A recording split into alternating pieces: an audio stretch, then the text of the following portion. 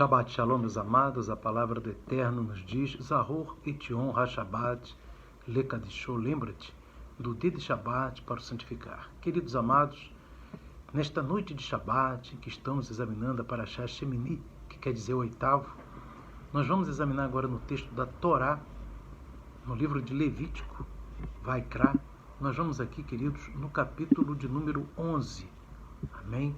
E nós vamos ler sobre a kasherut, sobre os animais que nós podemos comer, que não podemos comer. Vamos ler alguns versículos e conversar sobre isso, amém? Diz assim, Vaikra, capítulo 11, e vamos ler aqui alguns versículos, amém? A partir do verso 1 diz assim, e falou o Eterno a Moisés e Arão, dizendo-lhes, fala aos filhos de Israel, dizendo, estes são os animais que comereis dentre todos os animais que há sobre a terra. Dentre os animais, todo que tem unhas fendidas, e a fenda das unhas se divide em duas, e rumina, deles comereis. Destes, porém, não comereis, dos que ruminam, ou dos que têm unhas fendidas. O camelo que rumina, mas não tem unhas fendidas, esse vos será imundo. E o coelho, porque rumina, mas não tem as unhas fendidas, esse vos será imundo. E a lebre, porque rumina, mas não tem as unhas fendidas, essa vos será imunda. Também o porco, porque tem unhas fendidas e a fenda das unhas se divide em duas, mas não rumina, este vos será imundo. Das suas carnes não comereis, nem tocareis nos seus cadáveres, estes vos serão imundos. De todos os animais que há nas águas, comereis os seguintes, todo que tem barbatanas e escamas, nas águas, nos mares e nos rios, esse comereis. Mas todo o que não tem barbatanas, nem escamas, nos mares e nos rios, todo réptil das águas e todo ser vivente que há nas águas, estes serão para vós abominação. Amém? Então, queridos, vamos falar um pouquinho sobre a kasherut. Kasherut são as leis alimentares que constam na Torá, que o Eterno ele nos deu. A kasherut, essas leis alimentares, estão dentro do grupo dos hukim, dos estatutos, ou seja, não há uma razão que se possa deduzir por que o Eterno proibiu alguns animais e disse que os outros nós poderíamos comer. Amém? Então não existe. Então, na verdade, isso é um roque. Amém? É um regulamento, é um estatuto, é um mandamento, mas na classe dos roquim. Amém? E nós aqui eu queria chamar a atenção para os irmãos, que a gente vê, inclusive na sequência do texto, fala também das aves. O Eterno aqui ele divide em suma, em síntese, os animais da terra, de uma maneira em geral, e diz que nós devemos comer os animais que ruminam e que têm a unha fendida em duas. Amém? Então, essa é a característica dos animais da terra. Os animais das águas seriam aqueles que têm escamas e barbatanas. Tem que ter as duas coisas. Amém?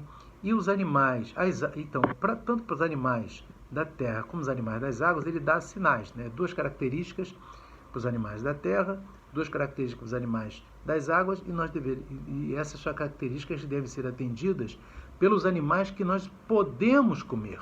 Amém? E os demais não poderemos comer. Amém? Caso faça, estará transgredindo a Torá. Aqui nós vamos também falar das aves. Nas aves, o Eterno não dá sinais, mas ele lista as aves que nós devemos comer e aquelas que também não devemos comer. Amém? E também aqui, queridos, é interessante nós trazermos que cada animal, quando nós consumimos o animal, além de consumirmos a sua carne física, também a palavra do Eterno diz que ele é uma alma vivente. Então, tem animais, e isso a gente não é uma razão, porque a kasherut é um hukim, as leis de kasherut são hukins, mas é interessante que alguns animais, os animais que são geralmente violentos, são proibidos. Por exemplo, você não pode comer o leão, nós não podemos comer leão, o tigre, o tubarão, amém? Porque quando nos alimentamos, também somos influenciados por essas características desses animais, amém? Então é interessante também esse ponto. Agora, eu queria também trazer para os irmãos algum ponto também para nós entendermos o lado espiritual dessa situação. Por exemplo, para o animal da terra ser limpo, né, ser puro, ele deve ser ruminante, ou seja, ele pega o alimento, ele mastiga o alimento, engole, o alimento volta para a boca, ele mastiga de novo. Qual é o que está por trás disso para nós? É que nós não devemos receber algo e logo assimilarmos sem confrontarmos aquilo com a palavra do Eterno, com a Torá do Eterno. Devemos sempre verificar se aquele ensino, aquela doutrina é uma falsa doutrina ou não. Por isso você não deve engolir direto. Você vai, engole, rumina, você vai, que nem o ruminante, vai verificando se aquela doutrina é do Eterno ou não. Devemos sempre ter esse cuidado. Outro ponto, meus irmãos, é que fala ali que deve ter as unhas fendidas em duas. Por quê, meus irmãos? Porque o animal que tem as unhas fendidas em duas, ele não pisa totalmente na terra. Amém? Ele fica uma parte de sua pata, não encosta na terra. E isso tem um sinal muito importante para nós, que nós estamos no mundo, mas nós devemos nos preocupar não somente com as coisas do mundo, mas também com as coisas espirituais. Então, pisamos nesse mundo, mas tem uma parte que nós temos que estar sempre ligados e entender que tudo é influenciado pelo lado espiritual. Amém? Então, aí essa explicação. E quanto aos animais das águas, que eles têm barbatanas e escamas, né? A escama representa uma proteção, é um escudo. Amém? Por quê? Porque a escama ela tem ela é uma proteção para o peixe, mas é uma proteção, ela representa para nós uma proteção que nós devemos ter através dos nossos valores morais. Amém? Devemos ter valores morais que nos protejam das influências externas, das influências malignas, de todo o mundo de pecado que quer influenciar. Então você tem que saber com quem você anda, com quem você conversa, você tem que saber em que você está colocando os seus olhos, para que você se proteja. Então a pessoa que tem esse cuidado, ela tem escamas, porque ela tem o quê? Valores morais. Amém? Isso é importante. E barbatanas, elas dão mobilidade, ou seja, a mobilidade de ir para frente. Se o peixe que tem barbatanas, ele não movimentar suas barbatanas, ele não vai para frente. E aí ele cai, ele não consegue ir para frente, não consegue se movimentar. Então, as barbatanas significam para nós mobilidade, crescimento. Amém? Como diz ali em 2 Pedro 3,18, crescendo na graça e no conhecimento do Senhor Yeshua. Amém? Então devemos ter as barbatanas. Amém?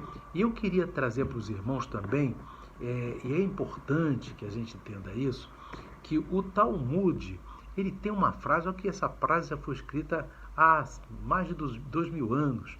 Amém? E tem um ensino no Talmud que diz o seguinte, que todo peixe com escama tem barbatana, mas nem todo peixe com barbatana tem escama. Veja bem, meus amados, que essa frase, esse ensino foi dado há mais de 2000 anos atrás, quando essas pessoas, os sábios, quando escreveram esses ensinos no Talmud, eles não tinham noção de todos os animais das águas que existem, cujas espécies foram descobertas há 30, 40 anos atrás, até 50.